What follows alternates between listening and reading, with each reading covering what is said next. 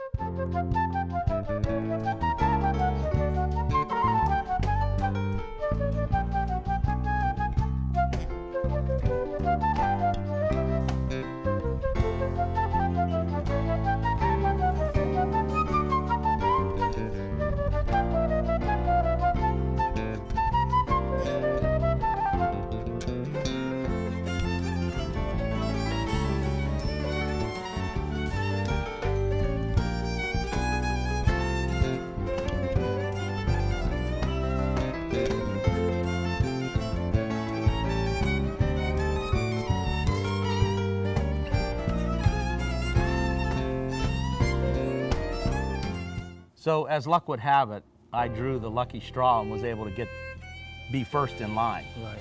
And it wasn't 30 minutes we were out there and this sailfish hit. Oh, Yeah, baby, yeah! Joe's got his sail. He didn't jump a lot, but he just wanted to dive and go deep and finally got him near the boat. He only came out of the water one time. Here he is right here to the right.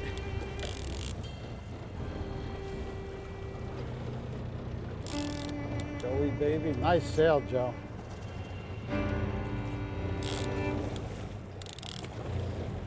Got him right up next to the boat. He turned completely gray. Look at him.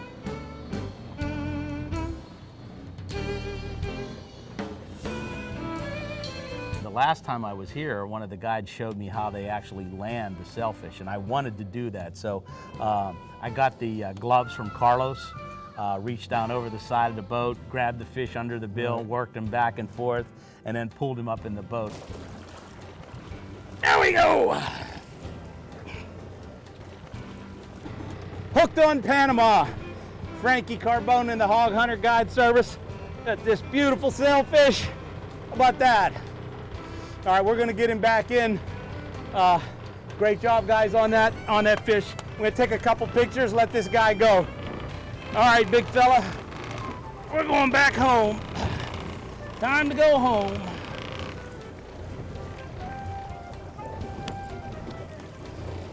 And then you were second in line. Oh, yeah. And I remember the last time we were here, you hooked up with a sailfish and got it just about to the boat, or actually did get it to the boat. No, he did. He grabbed his bill and it shook and it slipped out of his hands, and I never got to take my first picture of my first billfish.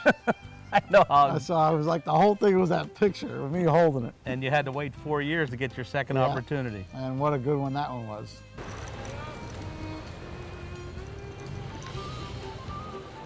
Oh! There you go.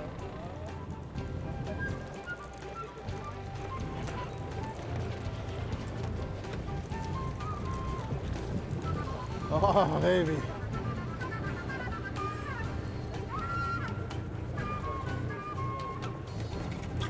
Oh! Oh, that fish is a dancing acrobat, Frankie. I know, he was great.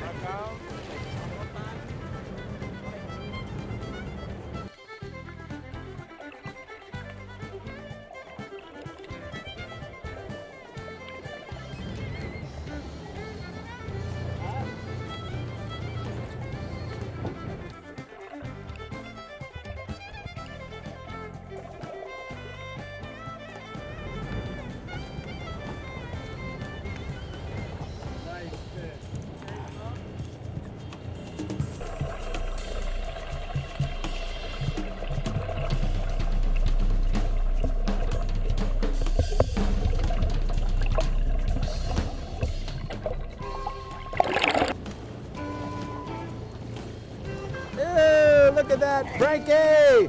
Okay, Frankie, good job, buddy. That's our second one of the day. Congratulations. Look at this beautiful sailfish. We got to get him back in the water. We don't want to stress him out too much.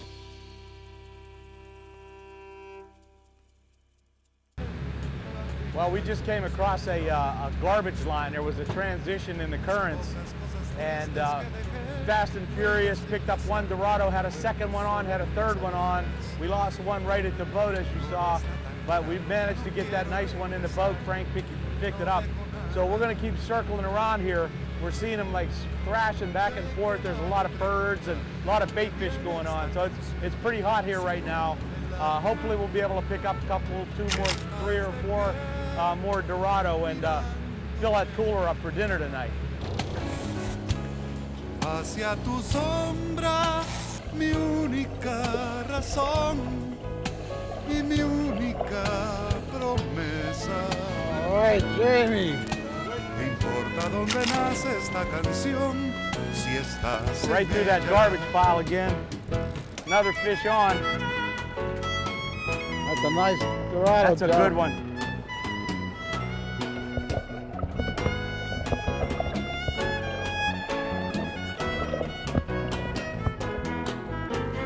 Beautiful.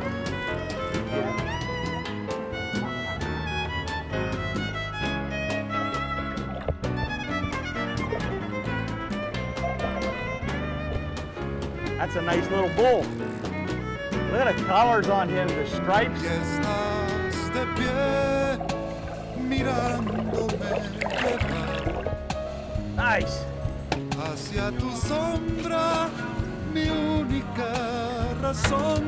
Oh, The yeah. Dorado, we basically couldn't keep those off the line. I think we estimated like 700 pounds of fillets. Okay, let's get that right there, Frank, grab it. Estás en ella.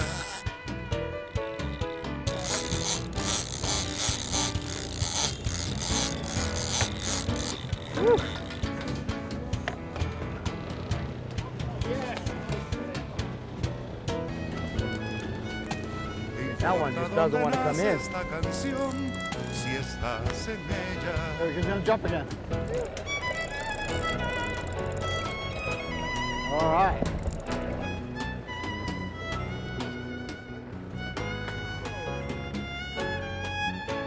Are you trying to tell me that fish is stronger than you, Frank? Yes. Come on. Look at this. Oh, get him, get him. All right. That's what I'm talking about. Nice. There you go. Y estás de pie. Beautiful. Well, we got this really fresh Dorado. We just caught it a few minutes ago, and we're going to watch Carlos masterfully fillet this thing, and I'm going to have some really fresh sushi. Have at it, buddy. So he makes a really nice slit all the way down the back, and I didn't realize this, but there's a lot of meat up in the forehead of this Dorado, all the way up there. Flips it around and repeats from where he left off, down around the gill, and then just above the belly meat, all the way down to the back of the fish. And then he'll take the skin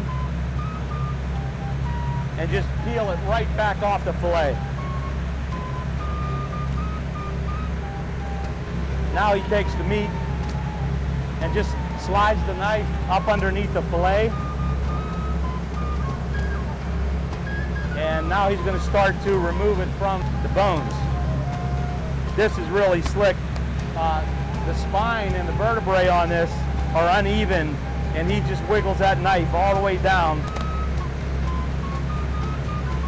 all the way up to the front. And now you have about a 10-pound fillet of mahi-mahi.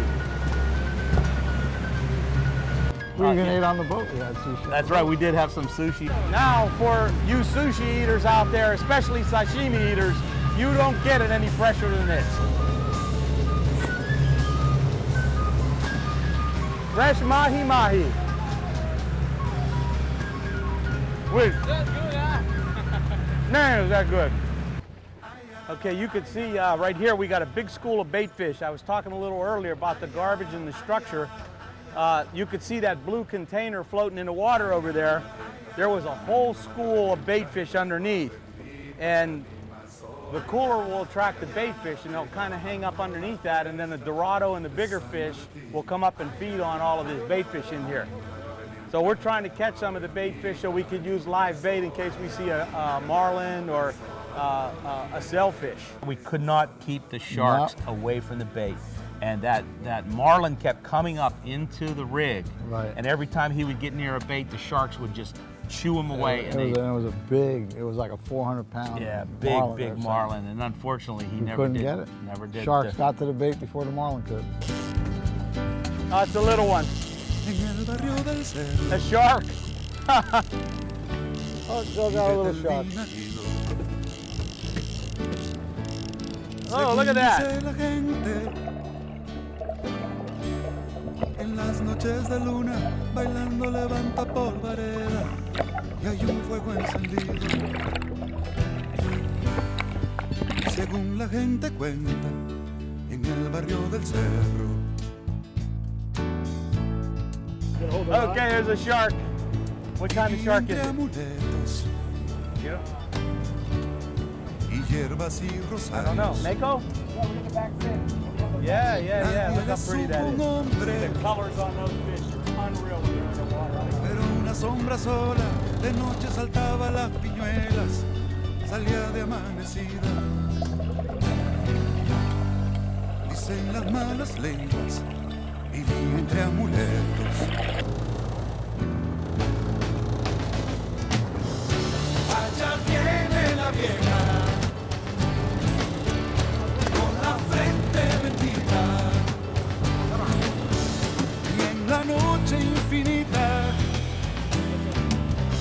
solo se oye su queja.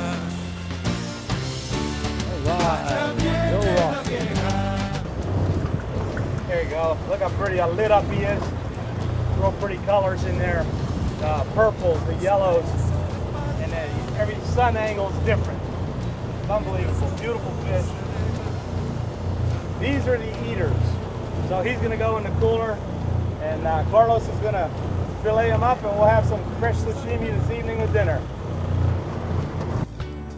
Del tiempo en que su prensa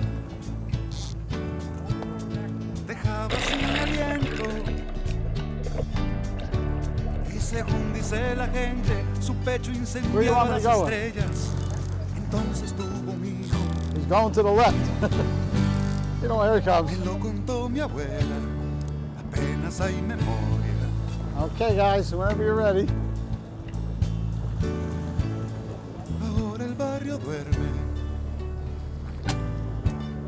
la vieja está de vuelta, y no existe amuleto,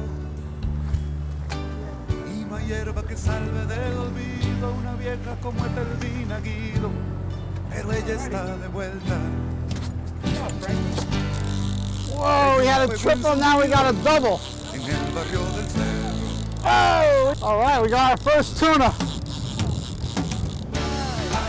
Oh! Look at that color. Wow. Y en la noche infinita All right, then. solo se oye su queja. Allá viene la vieja, Etelvina de nieve, con su rezo de palma, mientras todo se aleja.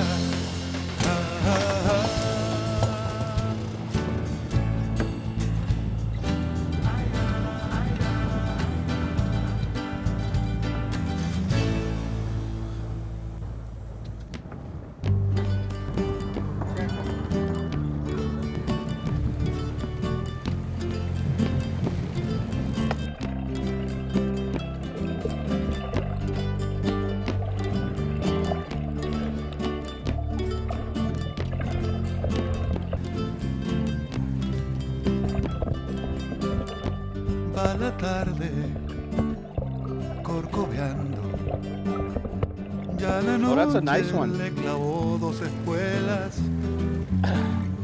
de otro tiempo. Se aparece, su cucaracha va peinando los campos. Vengan a ver a Damaso bailando una mazurca así, como zapatea caramba sobre su tumba. Vengan. And then, you know, fishing down here in Panama with your friends is a lot of fun. You know, we were fortunate enough to bring down like 8 guys, 9 guys. Everybody comes back with the worst. Right. We had our regular group, you know, with Wayne and Johnny, and then my friends Dan and Scott from Pittsburgh brought their sons. And yeah, I mean, it was a good time. Everybody caught a sailfish.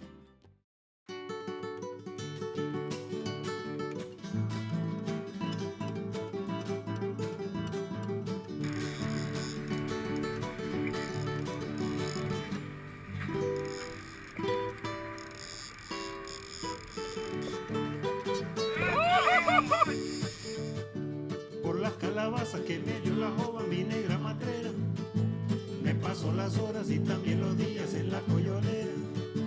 Montando a caballo voy siempre en su busca y aunque no me quiera, queriendo olvidarla, me voy a llevar penas bebiendo coyol, bebiendo coyol, bebiendo coyol, paso la mejenga. Y el más fuertecito cuando ya se espuma lo huevo en guacal. Negrita del alma, yo quiero socarme en tu coyolera, limpiar la pilita y quitarle la espuma que voy a beber.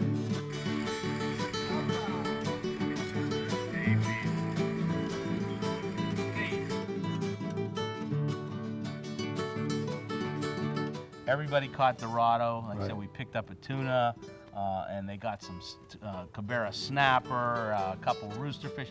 How about Wayne's roosterfish? We thought we had a record rooster, which we found out was 114 pounds, and his was 105 pounds. I didn't think they grew that big. I'll tell you, that was one of the most impressive fish I have ever seen. Some of the pictures that Wayne took with that fish, there were 3 guys holding this fish, side by side by side. We were hoping to get a 40 pound. Yeah, we tried. One over 100. Right, we weren't lucky enough to catch one, but John and Wayne did on their boat. They caught a few of them, and man, what a trophy fish. So again, you know, you never know what you're going to see, you never know what you're going to catch, and it's all part of the package when you fish in Panama. Well, that's going to do it for this week's show, folks. I want to thank you for watching Joe's Wildside Adventures. I'd again like to thank my good friend Frank Carbone from the Hog Hunter Guide Service, Frank, and the fine folks here at Hooked on Panama. Again, we're going to get you all their information, the websites, the contacts. You got to give them a call. I can assure you you're going to have a good time. So make sure you stay tuned for Cooking on the Wild Side coming up next. Thanks for watching, and we'll see you next time. Hello, everybody. Welcome back to Cooking on the Wild Side. We're down here at Hooked on Panama and having a wonderful time at this beautiful lodge. The fishing's been great. I hope you enjoyed that show with the Dorado, mahi-mahi, and all the sailfish that we caught in the last couple of days. But what we're going to do, we're here in the kitchen, and Margot, it's nice to see you again. How are you? Fine. Good. I met Margot a few years ago when I was here, and she taught me some wonderful recipes. Today she's going to explain a little bit about what she's going to make, and then I'll follow up with the mahi-mahi recipe that I'm going to make. Como aperitivo les he preparado hoy la sopa negra, que se prepara con frijoles negros, guisos del país y acompañada de tortillas fritas con crema agria. It's a black bean puree, and it's going to accompany with a tamale, and it's going to be a side dish for the presentation today. El plato principal va a ser acompañado de tamal de olla. Es preparado con condimentos panameños y maíz, harina de maíz y pollo. No sé, se llama polenta. Polenta. Pero nosotros acá le llamamos tamal de olla. Okay. What we have here is a Panamanian version of polenta. Acá les he preparado un arroz libanés para acompañar el pescado que el chef va a preparar. Está compuesto de fideos tostados, ajo, cebolla morada y almendras. This is going to be a rice dish with almonds, garlic, and a bunch of different spices, onion.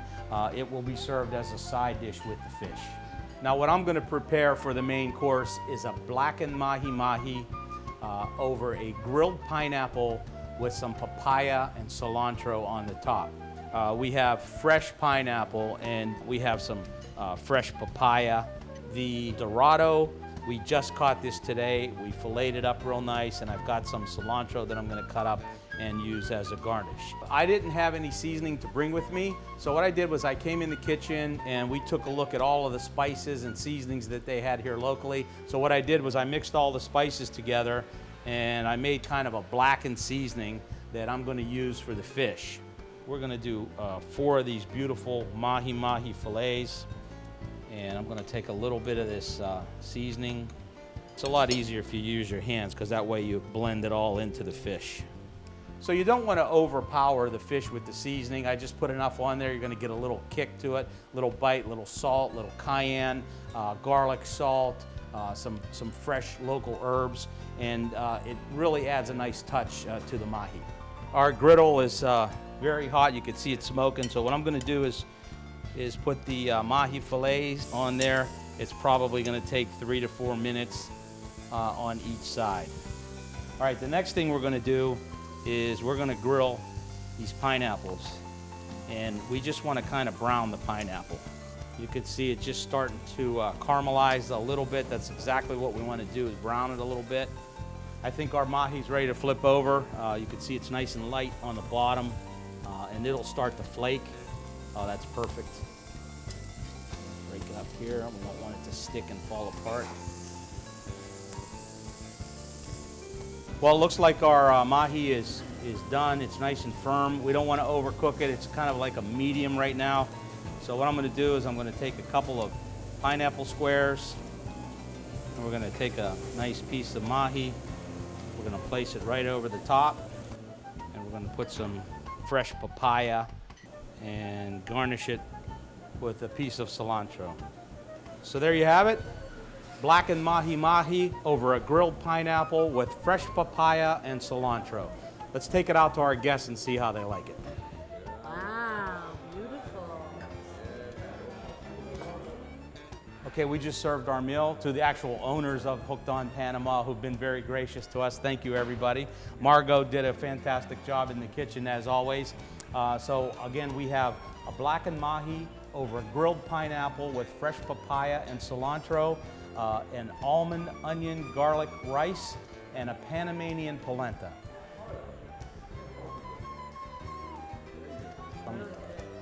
Well, that's going to do it for this week's show, folks. I want to thank you for watching Cooking on the Wild Side, and I want to thank the fine folks here at Hooked on Panama once again. So until the next time, bon appetit.